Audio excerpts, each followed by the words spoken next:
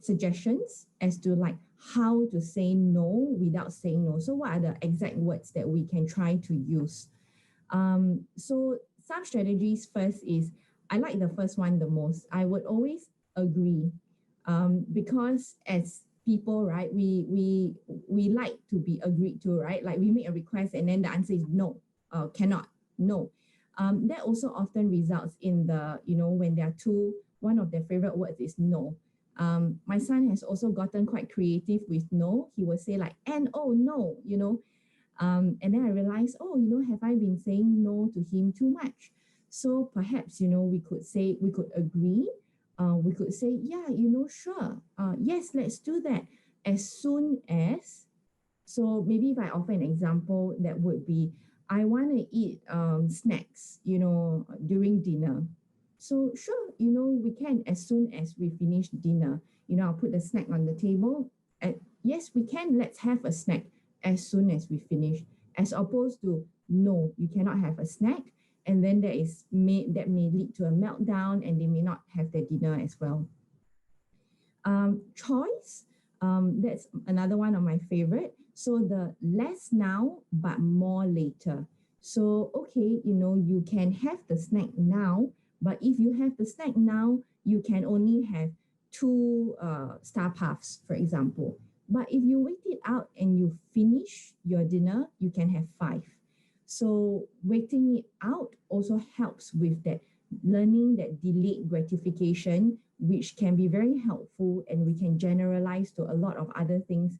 And it teaches them like growing up, right? So the third one would be alternative. So offering the child an alternative, like, would you like this or that? So offering the child a choice instead of no, you're not allowed snacks. So, would you like, and then you can put in a healthier snack as well that your child likes, or would you like something else? So you offer them an alternative. The fourth one is distraction. So this one works sometimes. And like I said, it depends on the context and the age. So yes, like for example, when my 2-year-old, right? Sometimes when we are in public, and if, I see a tantrum coming, or he is having a tantrum, in that situation where it's very crowded and it's overwhelming for him, it's the same for adults as well. When you're overwhelmed, we will have a multitude of emotions. But as adults, we can self-regulate. We will know that, okay, maybe I have to get out of this situation, or maybe I can verbalize that I'm overwhelmed and I can walk away, things like that. But children, they can't, you see, so they will express it in terms of tantrums. So sometimes distraction would help.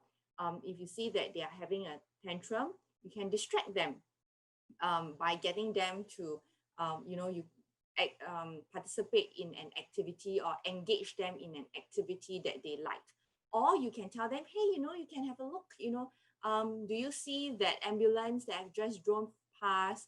Or, oh, do you see that guy doing that? You can just get them to start to notice specific aspects of the environment.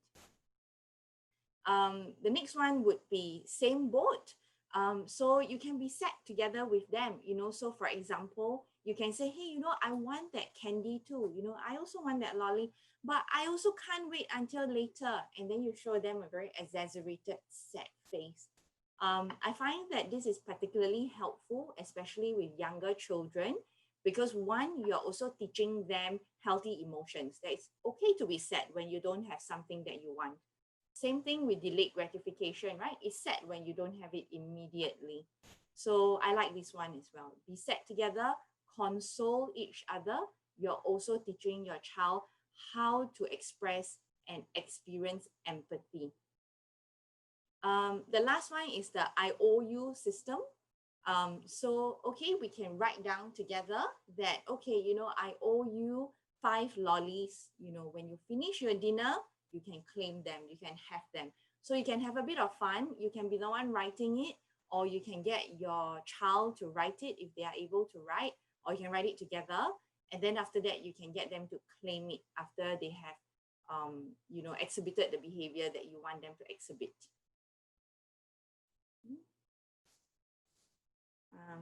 Okay, so earlier I was sharing, be very specific, when you are reinforcing a positive behavior. So instead of saying, oh, well done, good job, good boy, I would say, I like how you shared with your friend. I like that, you finished your meal and you sat down, you didn't move around, that made me really proud of you. That made me really happy. So be very specific, thank you for sitting through dinner, thank you for finishing your water. I also want to highlight with this, please do not couple that with but. So sometimes we might fall into the pit hole of, oh, I like it that, well done for being a good job, but, can you do this again next time? But, can you also do this? But, you were not behaving just now, earlier. So you don't want to be coupling something negative with positive. You just want to be very specific about one positive thing that they've done. So another one is, instead, when you don't want them to exhibit another behavior, right? Like don't talk to strangers. I will always try to turn the do not into do. So the second and third point here, I will explain them together. So instead of don't talk to strangers, we want to help them understand why that is dangerous, right? So I would say, what would you do if an unknown person told you to take a walk with him or her? So of course, this is also dependent on age. So the younger they are, we may not be able to get them to respond to this question. So this one will be probably when they're almost like in primary school, early primary school. When they're younger, I will try to say more do instead of do not. So for example, I will say to my 2-year-old, you can wave and say hello to the stranger, like you can wave, but it's not safe to walk away with them. Don't extend your hand. It's not safe to walk away. You have to always be with mama or papa. So do stay with mama and papa, but you can say hi, you can wave, but you cannot walk away with them. Okay. So instead of saying things like behave yourself or go to your room or stop, again, I will focus on kind of validating the emotions first. I always go with understanding first before providing any advice. And I will always focus on emotions first before you kind of express any punishment or any behaviors. So another example I will offer would be, say, for example, you are having a bad day. Okay, you've had a big day, you're very tired, and you're having a bad day. And then you go and tell your partner that, hey, I'm having a bad day. Then your partner brushes you off, or tells you to stop, or tell you to go to your room, or tell you dismisses you. We will have feelings, and of course also I imagine behaviors, right? We might react by getting into a fight, or we might be very upset and express that. Same thing for children, but they cannot express that in words. So what I would do is validate the emotion. I can see that you are very angry now. I can see that you're very upset now. What can I do to help you calm down? So you can do this as young as 2 years old as well. I can see that you're very upset. You're teaching them about emotions. What can I do to help you calm down? If they're not able to tell you something, you can teach them, okay, shall we do some breathing? Would you like to breathe in and out? Shall we go sit in a quiet corner? Shall we walk away from here? Shall we take a shower? Shall we, listen to some music? So you can offer and build that toolbox for them. And then you can tell them, please stop, explain to them why it's not helpful that they are reacting in a certain way, and teach them what you would like them to do. The last one that I find helps with fostering a good relationship between parents and children, and also instilling values, would be this thing that I like to recommend. More often than not, I find that parents, including myself, fall into this automatic response of asking, "How was school? How was your day? Do you have a good day?" And these are just very automatic things that we say because we're expressing our concerns, right? I would recommend you consider these three other ways. So one is you want to be teaching your children values. So for example, in my household, kindness is very important. I'm trying to teach my son to do kind things. So I might ask him, tell me one kind thing that you did in school today. How were you kind? So, he's not at the stage that he can use a lot of words. So he would show me through charades, but basically he's trying to explain to me that I share my toys. Or, someone fell down and, he's in pain, tong tong, and then I went to sayang them. So it will look like that. They might use interesting ways to try to express what they're trying to say to you. Then I would say, tell me three things or two things that made you happy today. What made you happy, right? So tell me two things. But the last question is also very important. Tell me one thing, or was there anything that made you uncomfortable today?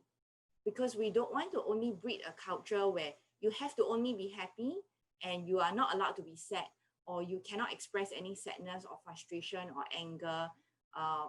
We want to teach them to talk about it when they are feeling down. Okay. Thirdly, I would encourage that we discuss rules together. So earlier we were talking about the different types of parenting, right? This will fall under the authoritative parenting, which is where there are room to negotiate, discuss, and compromise. So it's not like, I'm the parent, I talk down to you and, I decide what's best for you. But you can discuss with your child what rules should it be, why they are important. So for example, with the lollies, I might say that, okay, we can have lollies twice a week, and we can have them after dinner. Why? Because too much candy, you might fall sick, you might have a stomach ache. And then you cannot play, you cannot have fun. And, if you fall sick, you can't go to school, you can't learn. So you can teach them. Or if your rule is about politeness or sharing, talking nicely, no shouting, then you have to explain to them that, hey, it's important to be polite. It's important to be considerate. When you share, you have friends, and then, you can play together. So discuss with them what the rules are and why they are important. This would apply whether you have a young toddler or you are managing an adolescent, and anywhere in between. And then you can also ask them what rules they have for you. And actually, you'll be quite surprised. So for example, no coming into my room without knocking, or you can take the opportunity to discuss rewards for good behavior. Why this is important is also you want to teach them that their voice matters, and you want to teach them that they can stand up for what they believe in. Because otherwise, when they grow up, they might feel like, oh, my opinion doesn't matter. I should not express my need because if I do, I will be punished. And then when they grow up to not be assertive, that often becomes very unhelpful in their relationships with people or even in a workplace situation. Okay. Oops, sorry. Okay. Lastly would be watching how you speak to and about others. So that is modeling healthy behaviors. And I would again encourage parents to think about a more value-driven approach instead of a goal-driven approach. A lot of the parents who come to the clinic will share that, it's PSLE, it's streaming, or, it's O-levels or IB, and there are a lot of goals that are set for the children, like you must score 90 and above, otherwise, ... And that causes a lot of stress, and it's very, very goal focused.